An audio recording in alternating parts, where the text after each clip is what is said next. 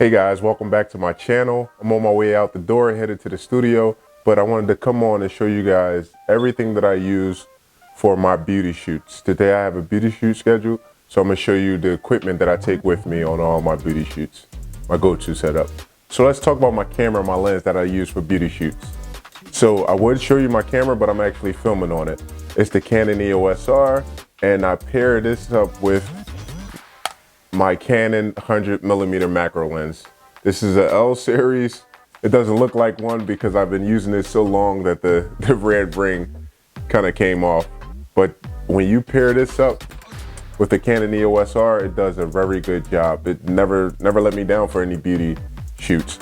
This macro lens lets you get close up to your subject and it stays sharp the whole time.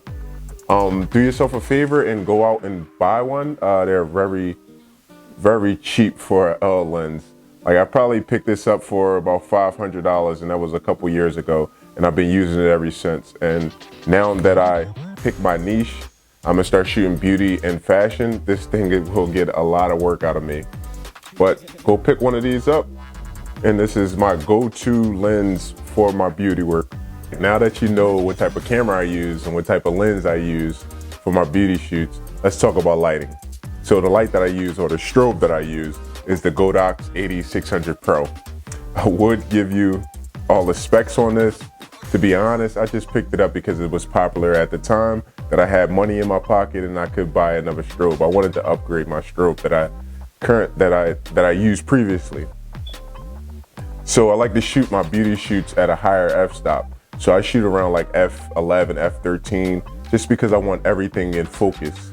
One time I did shoot a beauty shoot at f2.8, and when I got home I noticed that when I started editing, I noticed that only certain portions of a face that I focused on was in focus and the back of the hair was out of focus. So now that I know that, I learned from my mistakes, I like to shoot everything in f13 so everything could be in focus. And this strobe allows me to get enough power out of it where I can shoot at a higher f-stop.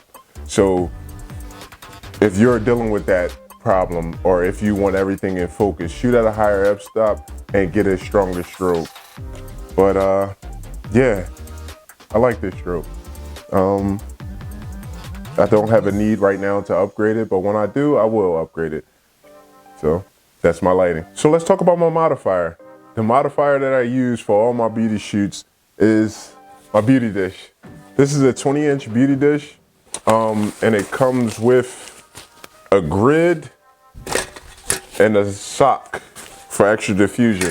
I usually take the grid off, but depending on how I feel at the moment when I'm shooting, if I want to play with the shadows a little bit, I'll leave the grid on just to focus the light. But I usually just use this beauty dish with this sock to get that nice lighting. I was using an umbrella for my beauty shoots, but when I started using this, I just fell in love with what it was doing to the face, like contouring the face and playing with the shadows. I love playing with shadows. I love the dramatic look. So that's my one light setup. I may use a reflector at the bottom just to fill in the shadows at times, depending on what I'm shooting for. Like if it's like a skin line or anything, I'll fill in all the shadows. You want everything bright, and I may not even use this beauty dish.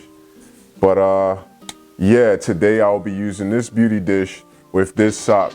And I just got some V-flats in from V-flat World. I went ahead and I broke down to buy those. I got 2 of them, so I'll be using that also just to play around with lighting and see how that go.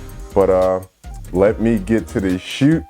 I am kind of running behind time, and I don't want them to be waiting, so I'll take you guys to the studio right now.